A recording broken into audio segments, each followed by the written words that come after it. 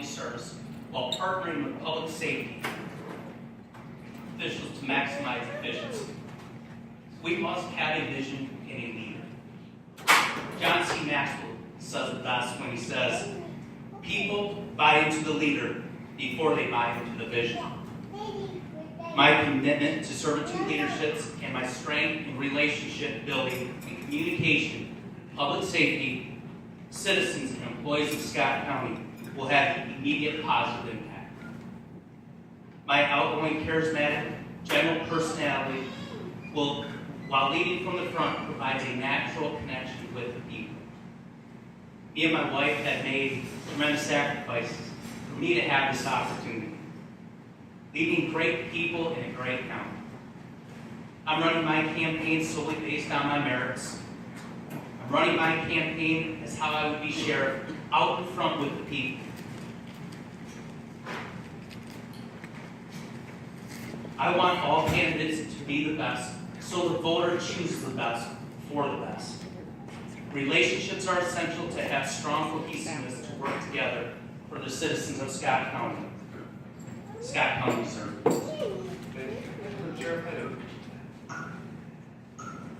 Alrighty, well, thanks again for everybody coming out today. This is an important time to learn about not only your community, your leaders, but the role of the county sheriff. And the election is a good way to do that. So I'm a lifelong resident of Scott County, and I knew from an early age that I wanted to stay in this community, and I wanted to make it a better place, not only for me and my family, but for everybody that calls Scott County their home. So as I raise my family here, I strive to do that every day.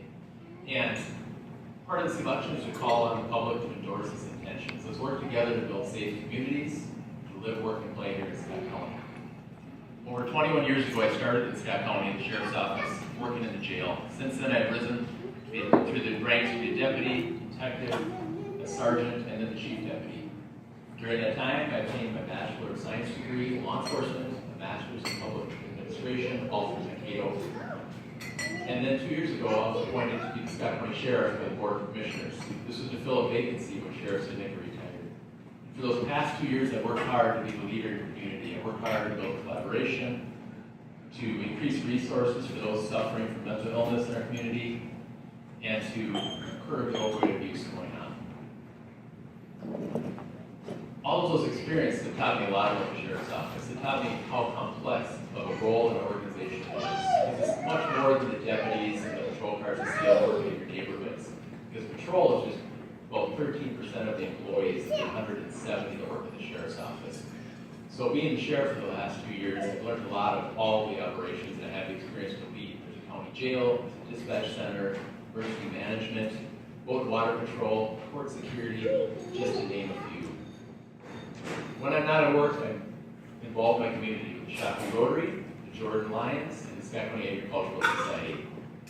And I live in Jordan with my wife Debbie and my daughter Audrey and Lucille. Thank you. Deputy Sheriff. Good afternoon, everybody. Thanks for coming and turning out. This is my first debate, but I have some experience with running in government. I was a member of the New Prague City Council for 12 years. That's the fastest. During that time, New Prague was the fastest in Scott County. I am a deputy sheriff with Scott County. I've been in law enforcement for 32 years and only look young, but I am the chairman of the board of directors for Western Fraternal Life Association, which is a national insurance company. I've been the chairman of the board of that company for approximately 9 years now. I'm the charter member of the New Prague Area Alliance and charter member of the Sons of the American Legion Squadron 45 in New Prague. I grew up in Scott County, lived in Prague all my life. I have 2 sons. Isaac, who's 18 and currently at Fort Jackson, South Carolina, serving in the Minnesota National Guard, and is going to be starting pre-seminary. He wants to become a pastor. And then there's Joseph, who's 10, and he is a member of the U.S. Navy Sea Cadet Corps, and I've been married to my wife Amy for 24 years. I have a BA in criminal justice from Concordia University, where I graduated Macon. This microphone down here. I've had the opportunity to increase our grant funding when the state wasn't allowing it. $2.4 million our grant funding for our VSETs since '09, but they increased our grant funding. I've had opportunities to speak with U.S. Congressman Eric Paulson. One of 3 commanders had this opportunity. I've also had an opportunity to expand the technology with regards to our task force. And with the opioid crisis happening, I'm the only one on this panel that has any drug experience. Sheriff Hennon, what is your greatest personal accomplishment while you I think my greatest personal accomplishment would be this current year. So about 4 years ago, I joined the Scott County Mental Health Local Advisory Council.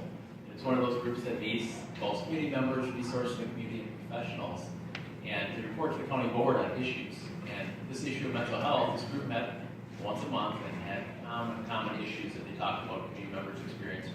We started getting momentum, we started getting leadership, and we saw change happen. This year, we saw the mobile crisis team get implemented in April in Scott County, and now we have just heard word in the spring that the county received bond funding from the state to build a mental health facility in Savage. It's going to bring 16 beds into our community, and I'm glad to be a part of that because these resources coming will make a big difference for us and our community members, and it'll also bring a cost savings. The amount of people that end up in the criminal justice system end up using our 911 or police services in the community, that can be treated a lot better and more humanely by having these new resources. This question is going to begin. We're actually already with time. Okay, 30 seconds. Not really a rebuttal, but I think it's very educational to know that Scott County right now is the biggest treatment and mental health facility. I applauded the mental health facility, the $1.9 million set aside to build this. We cannot criminalize mental health. We have to do all we can to help these people. We know jail right now is the most expensive to house mental health facilities, and it's the least therapeutic. 52% right now in Hennepin County is the majority of mental health. We have to do something about it. Officer Tice, this question is going to begin with you. Consider the following hypothetical situation. An F5 tornado rips through downtown Shakopee. As sheriff, what are the first 3 things you would do? Officer Tice. The first thing I would do would be to call other agencies from other counties to come and assist. We'd also need to get the National Guard involved, the Red Cross, everything we're going to need. That includes fire departments, the Shakopee Fire Department, I know resources. Every fire department in the area can break a scenario like that. We need the Red Cross to start coming in, providing meals, find housing for people, the National Guard to help secure everything before the tornado. Major Harris. The F5 is ripped through downtown Shakopee. As sheriff, what are the first 3 things you would do? The first 3 things I would do is it's always people first. We got to reach out to our governor and ask for assistance. And I would hope, and me as sheriff, I will have already made the relationships with our public safety to have already practiced this. We're going to reach out to our fire departments to make sure that our citizens get the resources that they need. Sheriff Hennon, an F5 tornado is ripped through downtown Shakopee. As sheriff, what are the first 3 things you need to do? I'll let my staff do what they're trained to do, what they do. As we talk about, I do not have emergency management certificate, but my role in that emergency would be to be emergency management director. I have 4 people on my staff that have received the training, and they used it just this last spring. They did a full-scale exercise at the county fairgrounds, reenacting a windstorm that happened 20 years ago. They're ready, they're prepared, and they would act, and I would allow them to do that, and we would be prepared to attack the problem because we've been practicing and we're ready. Deputy Jarrett, an F5 tornado is just ripped through downtown Shakopee. As sheriff, what are the first 3 things you would do? Again, to reiterate, make sure that people are safe, contact the governor, and get our emergency management team enacted so we can activate public works, because we need to clear the streets, as well as the state highway department. Any resource, power, everything else. Obviously, there's plans in place for that, and we would just go with those plans. So, but as sheriff, you're going to be the front person on the news. You're going to be the person consoling people. You're going to be the person that people are going to look up to for an answer, and you're going to have those answers. Anyone whose questions have not been answered this evening, we would encourage you to stay and talk with our candidates. After this discussion, contact their campaign offices or visit their websites, but we are out of time to ask additional questions, and so we're going to give each candidate the opportunity to give a 2-minute closing statement, and we will begin with Sheriff Henning. Just in conclusion, I always want to reiterate that I have the experience and the knowledge to run this organization. I've been doing it for the last 2 years, and I've been with the Sheriff's Office for over 21. It's a complex organization. It's a big responsibility to give when you vote for your county sheriff. As we talked about, there's emergency management, county jail, dispatch center. There's all of these aspects to it that you need an experienced leader to come in and keep it moving forward. I've proven that. As you can see, I've worked on issues like mental health, opioid abuse, as well as collaboration in our community, and I've shown proven results. And I'll continue to fight hard to make more happen for our community and to work with our partners.